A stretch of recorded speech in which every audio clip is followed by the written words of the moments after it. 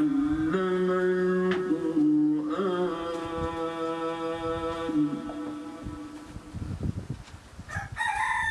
خلق الإنسان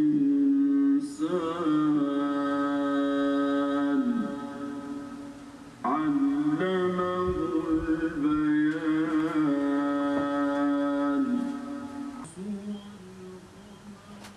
Salam alaikum, chers frères. Nous sommes ici aujourd'hui, toujours dans le cadre de notre émission spiritualité. Et aujourd'hui, nous avons comme thème le Yassine. Donc, ce serait en quelque sorte un débat. Nous avons en notre compagnie Maître Gafar qui lui doit nous donner des explications propres au Yassine. Et j'ai à mes côtés Monsieur Amadou Ndiaye, qui lui aussi se fera le plaisir de poser un certain nombre de questions.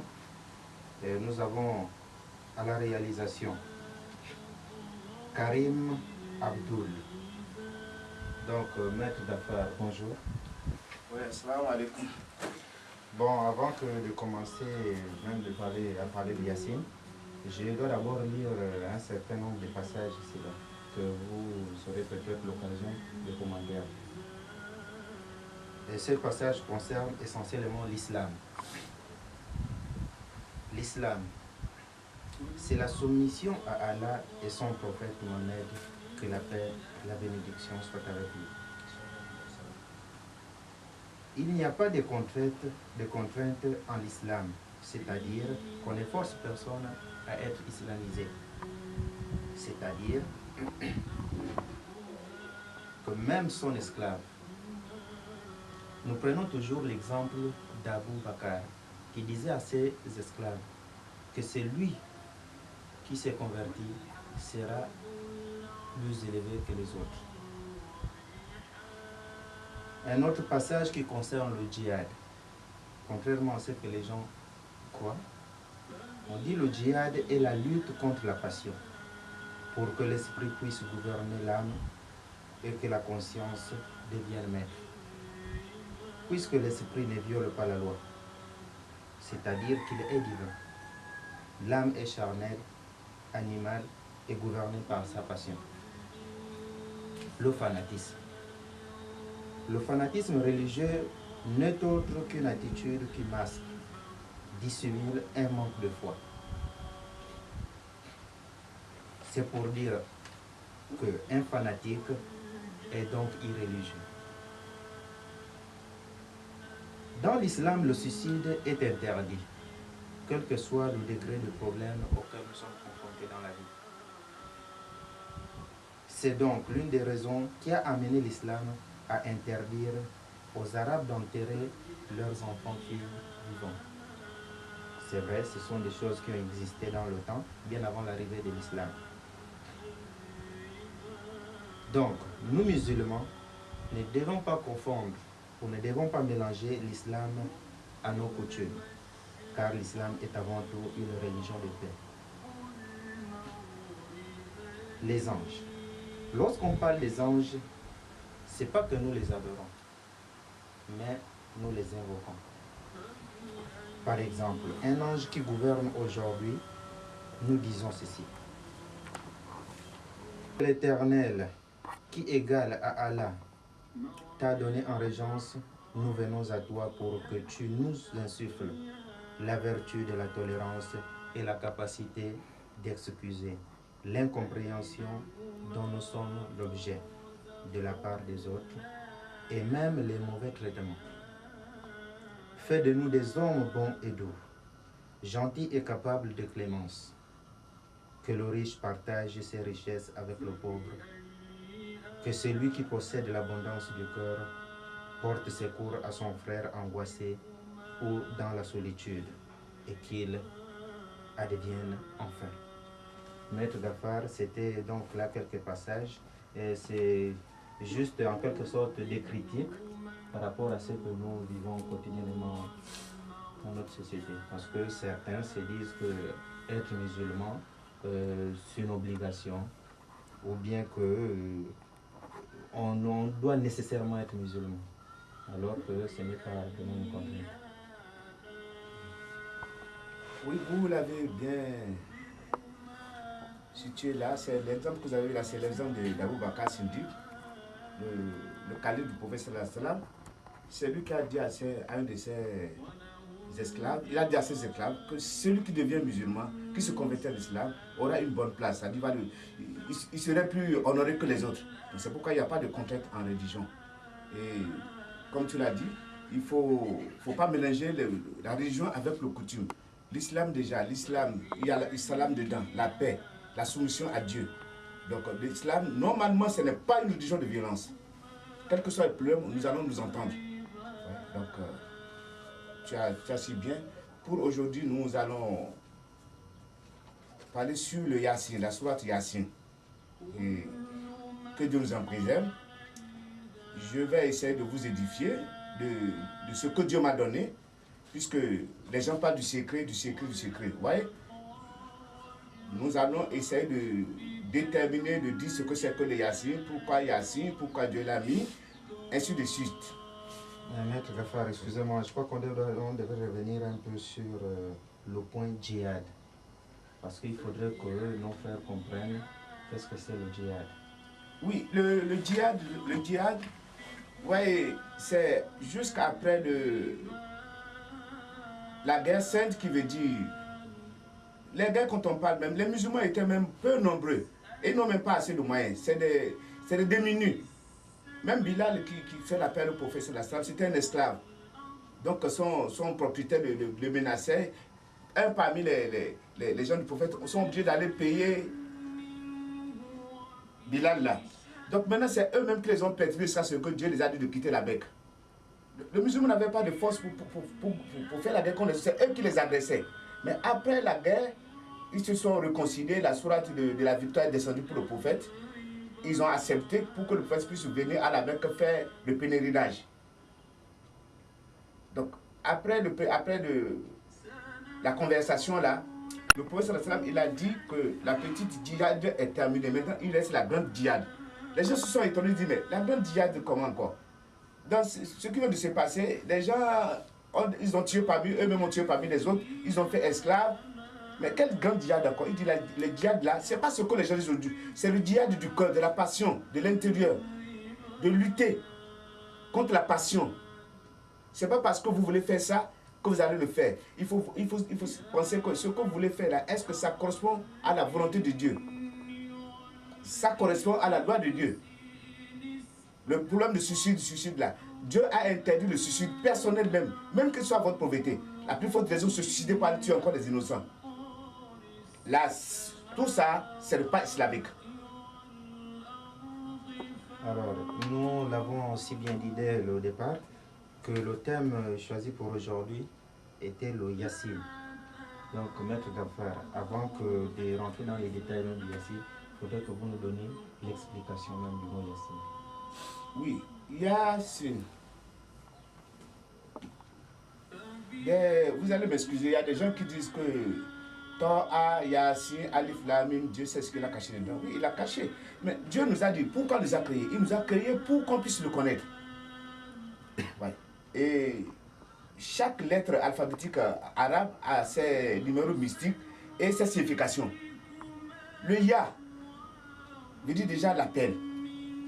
Ya c'est 10 avec le Alif ça fait 11, c'est déjà l'appel. Sin c'est 300, Sin qui veut dire oh le cœur. Donc Yassine veut dire oh toi le cœur.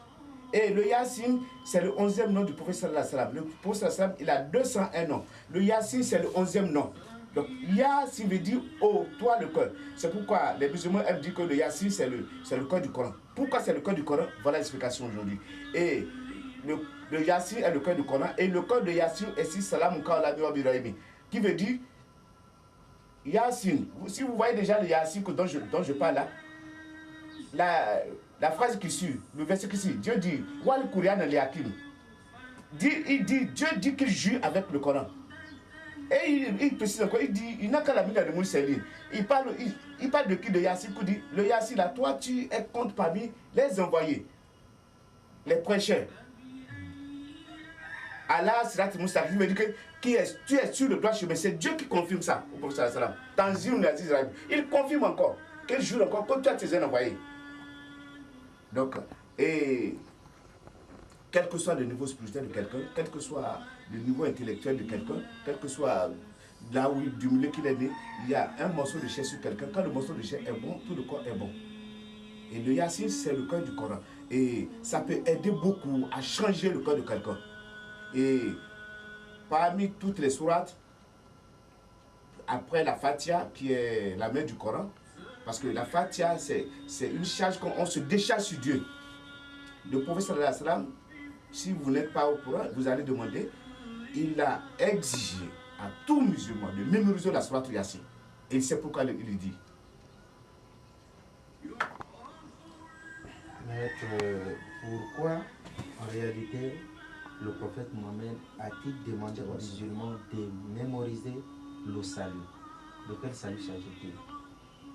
Oui, le salut qu'il parle là, c'est toujours le Yassine là. Il a dit de mémoriser ça, la sourate Yassine. Parce que sourate Yassine, c'est le 36e sourate. Il a 83 versets. Et c'est le 41e rang parmi les sourates. C'est pourquoi il y a des gens qui aiment lire 41 Yassine, c'est pourquoi. C'est le 41e rang. Mais c'est le 36e sourate. Et il a 83 versets. Et chaque verset de Yassine a son rôle qui joue.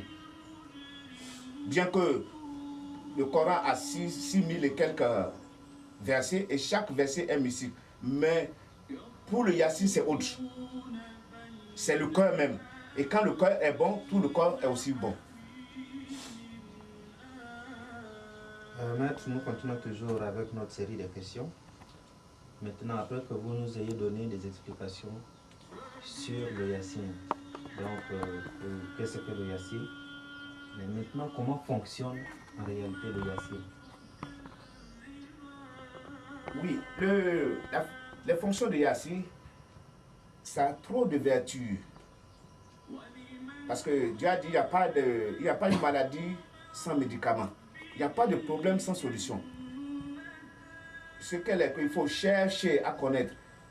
Si quelqu'un a la chance de connaître ce que c'est que le Yassine, il n'a plus besoin de d'autres sourates dans le Coran. Donc chaque sourate aide. Mais pour le Yassine, parce que quand on dit que tout est mystique dans le Coran, mais il faut savoir s'abonner et prendre un verset, travailler sur ça. Personnellement, moi j'ai travaillé sur le Yassine, j'ai fait des recherches. Quand j'étais beaucoup jeune, quand je vois un connaisseur, je m'approche de lui et je lui pose la question de lui donner des secrets sur Yassine. Même si c'est un secret que j'avais, j'encaisse encore. Et comme j'avais dit tantôt, il faut se connaître, il faut s'abonner avec une prière. Et quand vous vous abonnez, surtout avec le Yassine, quand vous abonnez avec ça, vous n'avez plus d'autres problèmes dans votre vie. Mais il y a des consignes dedans. Quand quelqu'un utilise le Yassine, tu dois aussi être sur la droiture. Ne pas violer la loi de Dieu. Ne pas penser négativement. Parce que tout ce que tu fais, ça retourne toujours sur toi. Chers frères, nous vous donnons ici 3 numéros à partir desquels vous pouvez contacter Maître Gafar.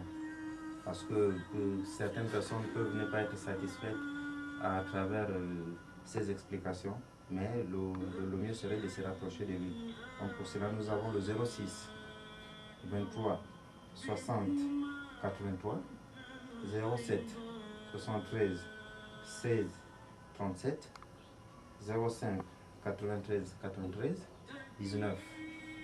Maître Gafar, Yassine, on parle de la sourate Yassine, sourate Fatiha, la Tabaraka. Quel lien existe-t-il entre ces éléments? Oui. Tout ça, c'est les sourates du Coran. Dieu sait pourquoi les a mis là. Premièrement, sur la Fatiha.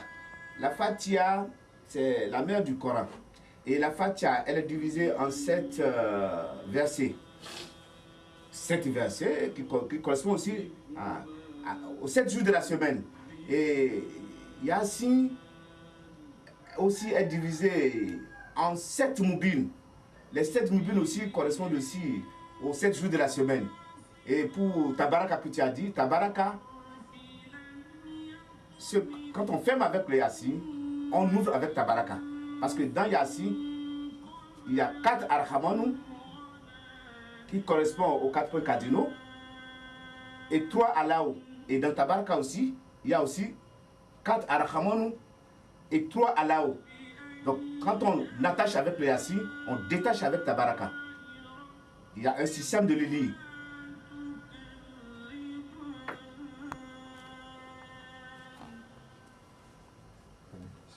Vous avez dit tout à l'heure que dans l'explication, vous avez dit dans l'explication du Yassin, et par rapport à ces lettres qu'il y avait aussi le côté mystique.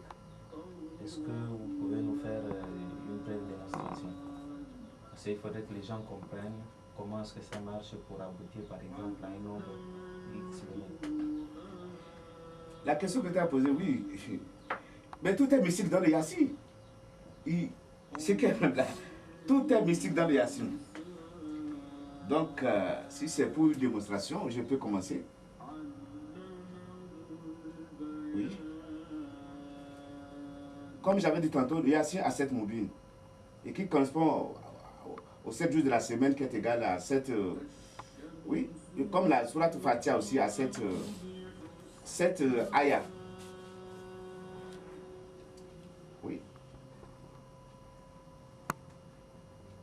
Bien. Pour ça, premièrement, vous pouvez faire 2 nafil avec le Yassin. Premièrement, vous lisez le Yassin. À partir du Yassin, quand vous arrivez sur Wayakuluna Manta Azaliwadu Inkuntu Sodikina, de Yassin, vous laissez et vous prenez pour Tabaraka. Parce que dans Tabaraka aussi, il y a Wayakuluna Manta Azaliwadu Inkuntu Sodikina. Vous descendez jusqu'à la fin de Tabaraka et vous faites le ruku. Ça, c'est le premier raka. Et quand vous vous levez, vous débutez par Tabaraka. Et quand vous arrivez sur Wayakuluna Manta Azaliwadu Inkuntu Sodikina de Tabaraka, vous descendez pour Yassin pour terminer. Donc vous commencez le Yassin en haut, vous terminez par Tabaraka, et vous commencez Tabaraka en haut, vous terminez par Yassin. Et là, vous savez, comme moi, Tabaraka, c'est la royauté, c'est un pouvoir. Ouais. Et après ça, vous pouvez continuer à faire vos vœux. Et après toutes ces explications, maintenant, quel est le rôle premier du Yassin?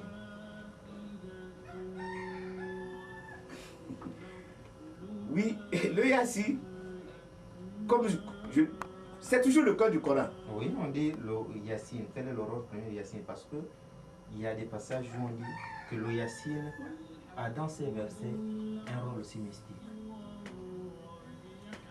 Oui, si quelqu'un est déjà habitué à lire le Yassin, c'est pourquoi le prophète sallam l'a conseillé de mémoriser le Yassin. Si vous connaissez le Yassin, vous pouvez débuter à lire au moins 1 fois par jour, jusqu'à 3 fois, 7 fois, 41 fois. Plus vous le lisez, plus vous êtes habitué avec ça. Une fois que vous êtes habitué avec le Yassin, tout ce que vous prenez dedans pour employer, ça va s'exercer. C'est pas aujourd'hui quelqu'un voit le Yassin, il lit, il dit oh, on a dit le Yassin fait ça, j'ai lu, et la personne a dit ça n'a pas marché. Il faut être habitué d'abord avec le Yassin. Donc ça a beaucoup de vertus.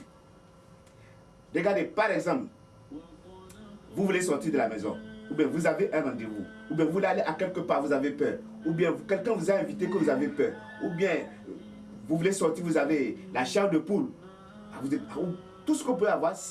Pour sortir, vous pouvez lire au moins 7 Yassin. Quand je dis 7 Yassin, il ne faut pas que ça vous intrigue. Ceux qui ont l'habitude de le lire, ça ne coûte rien. Le temps de lire un Yassin jusqu'à 7. Premièrement, vous prenez votre... Ça, c'est l'index, non? Vous fixez devant vous. Vous lisez un Yassin. Après, vous le tournez derrière. Deuxième Yassin. À votre droite. Vous pouvez me regarder à droite là. Vous lisez un Yassin. 4e côté, à gauche, vous lisez les Yassin et vous regardez le ciel. 5e fois, vous lisez les Yassin. Vous regardez en bas, vous lisez les Yassin et vous vous indexez sur le corps. Vous lisez ça fait 7 Yassin. Je vous jure, par la grâce de Dieu, là vous allez partir. Quel que soit tout ce que vous devez dépasser là-bas du bal, mais Dieu, pourquoi il y a la prière? Dieu change en bien. Vous allez retourner chez vous d'où là vous avez récité ça. Voilà encore une vertu de protection de Yassin.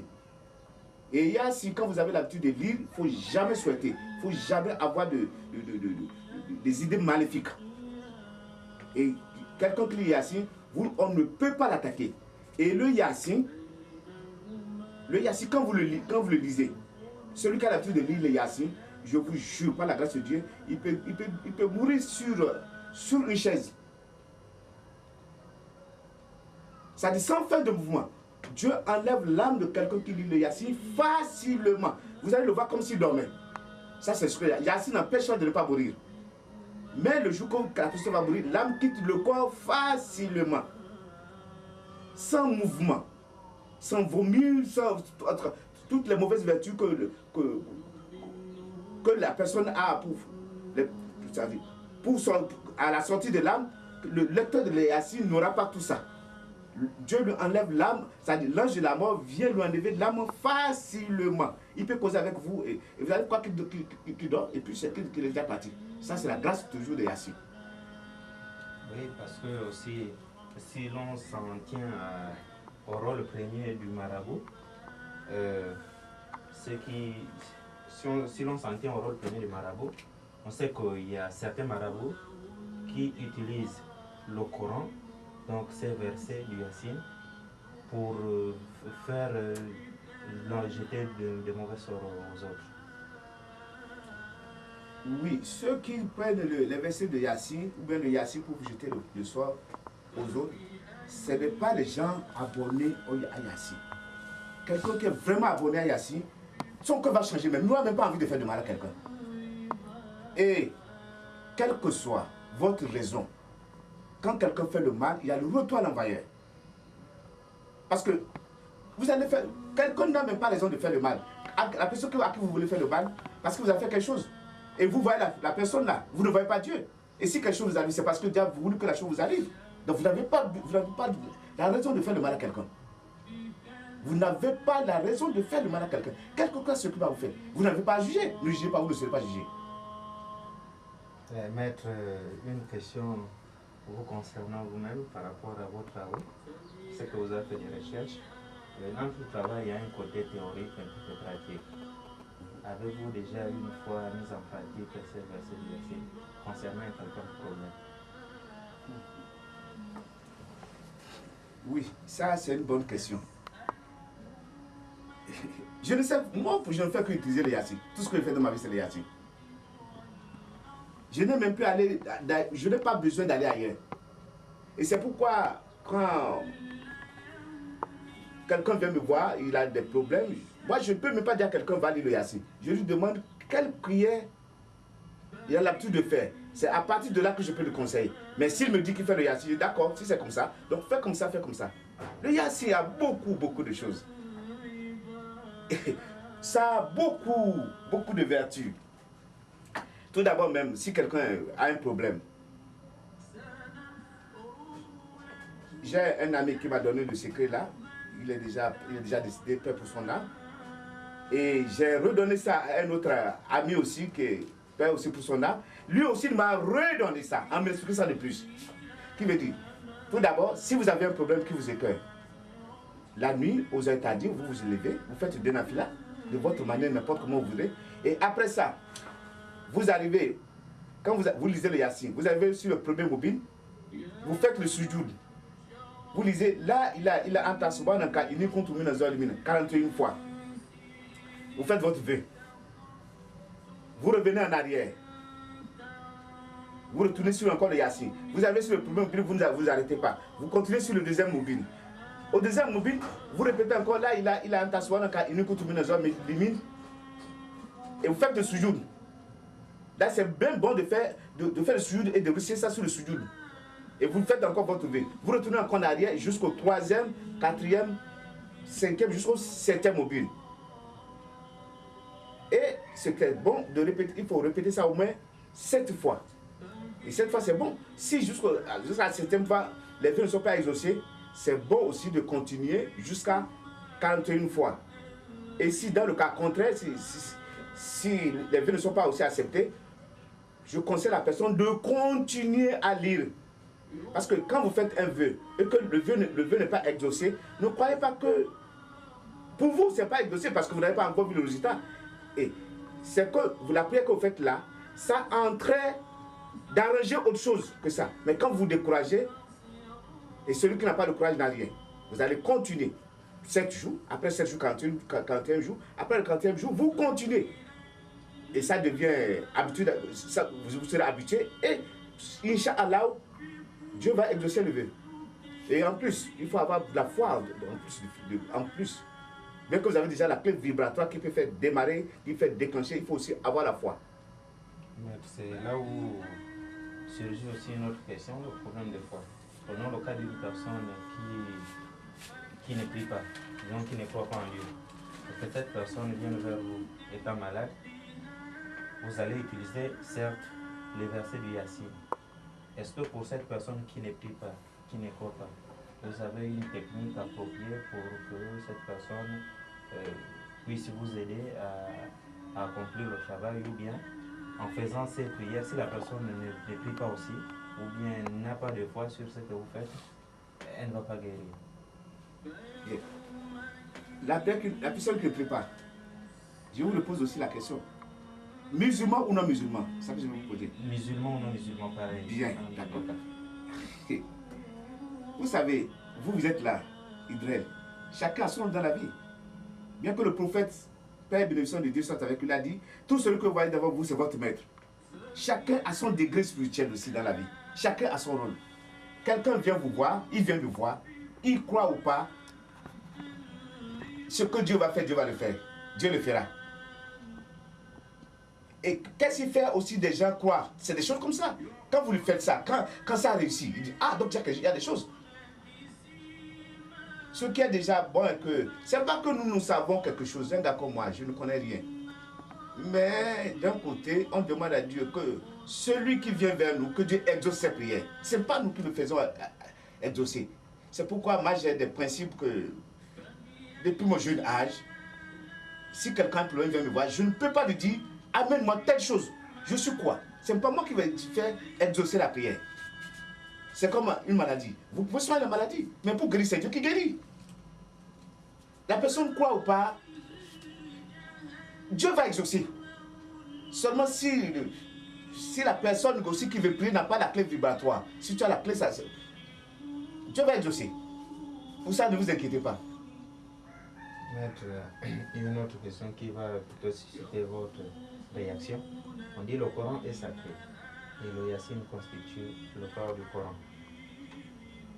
Pensez-vous comme les autres frères musulmans qui estiment ou qui croient que parler du Yassine, c'est courir un risque ou que c'est dévoiler des secrets? C'est effectivement, beaucoup de gens se cachent derrière le Coran, qui ne veulent pas apporter aux autres des éclaircissements. Ils connaissent eux-mêmes, ça reste entre eux certains secrets qui sont peut-être donnés dans le Coran. Bon, ça doit rester entre leurs mains. Et ils en font leur usage. La question a été bien posée. Ça dépend de la qualité de la personne. Moi, je suis un fils d'un marabout. Je suis né à l'école coranique. Et mon père enseignait les gens. Moi, ça me fait plaisir d'enseigner les gens, de montrer ce que je connais aux gens. Caché, je ne suis pas dedans. Ceux qui le cachent, c'est parce qu'ils ne savent pas. Parce que quand tu apprends quelqu'un quelque chose, moi je suis comme les Chinois. Je préfère apprendre à pêcher que de donner le poisson. Je peux donner le poisson, mais je vais encore apprendre à pêcher à cause de demain. Que si je ne suis pas là. Puisque ça me fait tellement la chair de poule que un musulman souffre. Puisqu'il y a tout dans le Coran. Et le Coran même est scientifique. Ce n'est pas le débat du Coran, mais tout est dans le Coran. Et le Yassine, il y a tout dedans. Des recherches, tout ce que vous voulez, il y a tout dedans. Seulement si vous ne savez pas employer. Mais pourquoi le cacher alors? C'est pourquoi j'exhorte les gens à connaître le Yassine. Parce que le prophète, même si quelqu'un sait le Coran, il a exigé à mémoriser le Yassine. Parce qu'il connaît la valeur de ce qu'il y a dans le Yassine. Donc si c'est pour... Même j'ai eu des amis qui m'ont dit, il ne faut pas faire cette émission. Je dis, ça c'est mon problème. C'est Dieu qui m'a inspiré de montrer ce qui m'a... Le peu de conseils que j'ai eu, de montrer aux gens. Bien que ce n'est pas les gens qui comprennent ça, ils ont aussi d'autres secrets que je ne connais pas. Mais le peu que j'ai, ça va fortifier encore les foi. Ça ne gâche que moi. Puisque je ne fais rien de moi-même. Dieu dit, tout ce qu'on peut faire, ce n'est pas la volonté de Dieu. Si les gens croient que parce que je dis le secret de Yassi, si ça ne les arrange pas, ils n'ont qu'à m'excuser. Et ils n'ont qu'à faire tout aussi eux-mêmes, de tous ceux qui sont à leur côté, de les exprimer sur leur connaissance, de leur volonté. Parce que quelqu'un qui capte le secret pour mourir, il a vécu inutilement. Il ne faut pas être comme nous. Comme on a l'habitude de dire que quand un sage africain meurt, toute une bibliothèque qui est brûlée.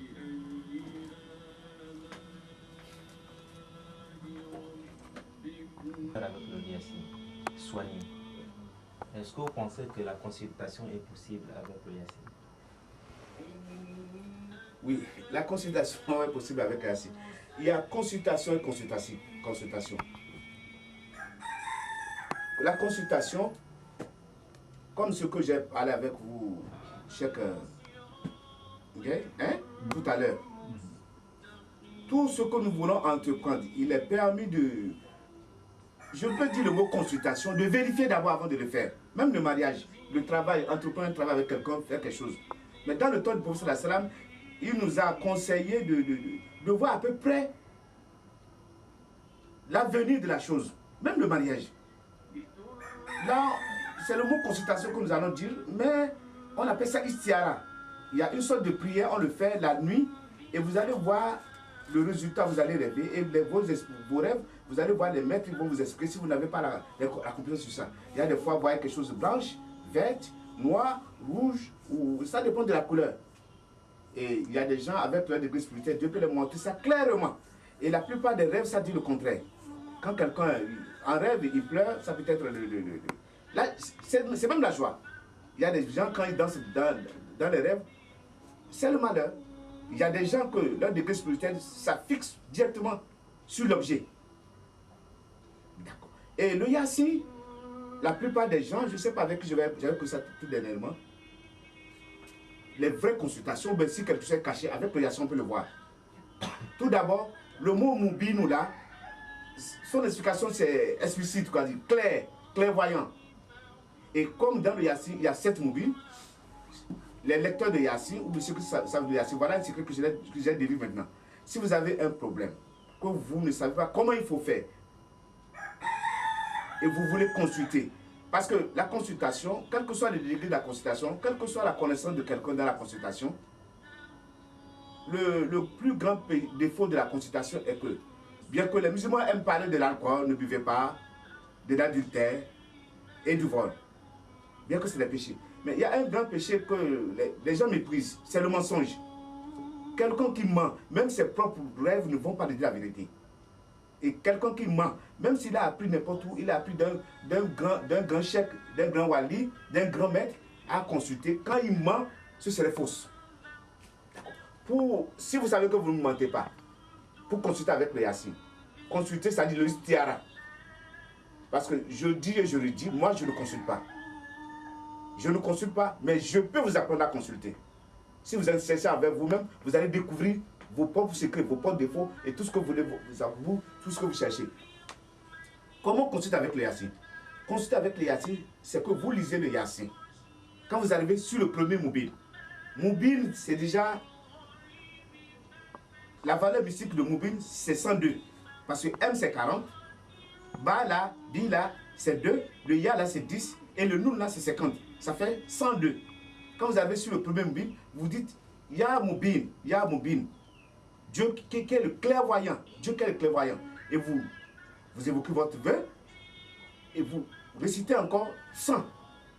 Après les 100 là, vous répétez les mêmes choses. Mais pour consulter avec l'Yassi, il ne faut pas mélanger les pédales. Il faut un objectif, une question.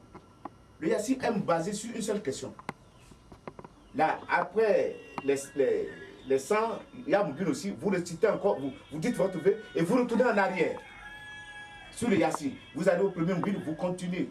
Sur le deuxième Moubine, vous faites les mêmes choses jusqu'au troisième, quatrième, cinquième, sixième et septième. Après le septième Yassi, vous ne revenez plus en arrière et vous terminez le Yassi et vous dormez. Et pour dormir là, d'habitude, on nous dit il y a la position qu'il faut mettre le lit. vous couchez sur le côté droit. Faites face à la Qibla. Et votre drap de lit doit être en blanc. Et avant de dormir là, vous dormez avec l'ablution. Inch'Allah, le premier jour, si vous faites ça, je ne peux pas vous dire le nombre de jours, par la grâce de Dieu, avec la grâce que Dieu a donnée à Yassine, le problème, ce n'est même pas voir les couleurs des comme j'avais dit tantôt là. Vous allez voir clairement la question sur que vous avez posée. Vous aurez la réponse. Alors, maître, puisque l'on peut facilement consulter avec le Yassine, c'est qu'on peut dire aussi que toutes les maladies peuvent être soignées par le Yassine. Ou bien quel genre de maladie on peut soigner avec le Yassine? Oui, toutes les maladies. Oui, toutes les maladies, mais tel qu'un exemple sur les maux de tête incuritables là. Où il y a l'hôpital. Toutes les maladies incuritables là. Je parle d'exemple sur les maux de tête. Les maux de tête incuritables là. Par la grâce de Dieu, si quelqu'un a ça et que je touche la tête là, à partir de 1 jusqu'à 3, Inch'Allah, la personne dira que les maux de tête là, c'est encore de ce côté, ou bien de l'autre côté, ou bien en arrière, ou bien c'est fini. Par la grâce de Dieu, ce n'est pas demain, sur champ. Ou si quelqu'un a un mois quelque part, qui lui fait mal, masser jusqu'à ça continue à faire mal. Quand je prie sur ça, par la grâce de Dieu, ça ira. Et la maladie que ça soigne, comprenez-moi bien, c'est pas les maux de tête parce que tu t'es promené au soleil ou bien quelque chose, bien de palu, oui, mais il y a les médicaments de l'hôpital, les comprimés qu'on peut employer. Mais après avoir employé les comprimés, si ça ne s'améliore pas, avec le Yassine, ça partira. Parce que le Yassine, ça joue sur le rôle des choses un peu à côté, un peu extraordinaires. Quand on a le palu, il faut employer le médicament du palu. Mais tout de suite, la même c'est quand le palu et que le mot de tête l'embête, quand je touche la tête là, ou quand je prie sur ça, Inch'Allah, ça va passer. J'ai même un petit exemple. Comme vous êtes là, comme tu es là, si on a l'habitude, comme nous sommes posés sur ça, si vous me dites que vous avez une soeur ou bien un parent ou bien une parente qui a le mot de tête incroyable là, que vous allez m'amener, par la grâce de Dieu, le jour que vous me dites ça, ça peut ne plus arriver à la personne. Et d'habitude, si c'est trop pour la personne, au moins une ou deux fois, c'est fini. Dieu exauce la prière. Ah oui, voilà encore un point. C'est pourquoi c'est interdit de faire le mal avec le Yassine. Parce que si tu fais le mal avec le Yassine, il va te renir. Te renir comment? Parce que le jour que tu as besoin de ça, ça ne va pas marcher. C'est pourquoi nous, on aime rester la main blanche. Quels que soient les mots, même si quelqu'un est inconscient, il rentre chez moi, on l'amène, on m'appelle par la grâce de Dieu. À la minute, ça va désenvoûter les génies. Puisque le Yassine, il y a 83 versets. Et les 83 versets, il y a chaque verset est gouverné par, on appelle ça les Rawaniya, avec le génie. Donc il y a au moins 83 génies. Et sur Salam Kala Ibrahim, il y a au moins 16 qu'on répète. Et les 16 là, chaque verset là, parmi les 16 là, a encore d'autres, ils ont encore d'autres Arwadiya avec les djinns qui ouvrent. Donc, quel djinn qui peut s'intégrer sur quelqu'un, ça ne pas dire, je ne vois pas. Ça peut désenvoûter. C'est le problème d'envoûtement des petits choses là. Ça enlève. Ces pratiques peuvent être facilement appliquées pour un cas de folie. Ah oui, pour la folie. Oui, pour la folie, surtout pour la folie. Ça, j'en ai même essayé. J'ai essayé ça sur ma famille, sur un beau-père, c'est-à-dire le mari de ma tante. On l'appelle beau-père, non? Beau-père, le mari de ma tante. Et là, pour ceux qui sont en train d'exercer le métier là, quand vous écrivez le Yassine, jusqu'à Bima Gafara Li Robi Waja'alani Minanim Kuramin, bien écrit. Chaque jour, pendant 7 jours, pour quelqu'un qui est atteint de la folie, surtout le début, ou bien il a un dérangement de la tête, et vous le faites boire par la grâce de Dieu, avec les 7 jours-là, Inch'Allah, Dieu va le guérir. Si après les 7 jours, ça dépend de la gravité de la folie. Parce que la folie dont on parle là, il y a la folie et folie. Prenons le cas d'une folie qui a été occasionnée par les parents. Et il y a aussi le cas de folie externes. Par exemple, pour quelqu'un qui a commandé et ça n'a pas marché et puis tout de suite, parce qu'il faut un peu raisonner dans les deux cas. Oui, vous voyez les folies d'abord, surtout comme ici nous sommes là. Les gens parlent de la folie. Il y a des qualités de folie. Normalement, un fou ne doit pas dormir. Quelqu'un qui dort, sa folie c'est autre chose. Ouais. Les vrais fous ne dorment pas. Les vrais fous ne dorment pas. Quand quelqu'un dort, c'est déjà un degré guérissable. Et la folie. Par exemple, même pour soigner un fou, quand vous voyez la folie, le fou, vous allez demander à ses parents, qu'est-ce qu'il a rendu fou? Depuis combien de temps il est devenu fou? Qu'est-ce qu'il avait? Est-ce qu'il fumait? Il se droguait? Il buvait? Qu'est-ce qu'il faisait? Quel problème il y a? Les problèmes de la vie aussi rendent des gens fous. Le désespoir, le fait de ne pas gagner le travail, ou bien le problème avec la femme, ou bien avec la perte d'un parent cher, ainsi de suite. Et je dis et je le dis, il n'y a pas de maladie sans médicament. Tout est guérissable dans la vie. Qu'on demande pardon à Dieu, que la maladie est inguérissable, que Dieu ne fasse pas que ça nous touche et que ça touche ceux que nous comparons, ceux que nous connaissons.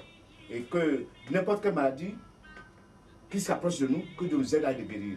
C'est Dieu qui guérit.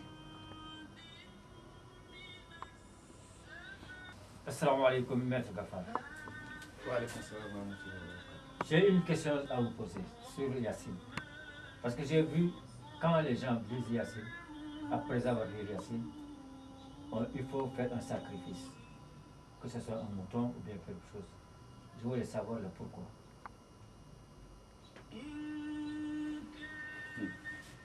C'est une bonne question. Il y a la prière, il y a le sacrifice. Et chaque prière est accompagnée de sacrifice. Ça dépend de la qualité du sacrifice. Ouais. Regardez un exemple sur le prophète Ibrahim. Il a voulu sacrifier son fils pour la tabaski, pour adorer Dieu. Mais Dieu l'a remplacé par le mouton.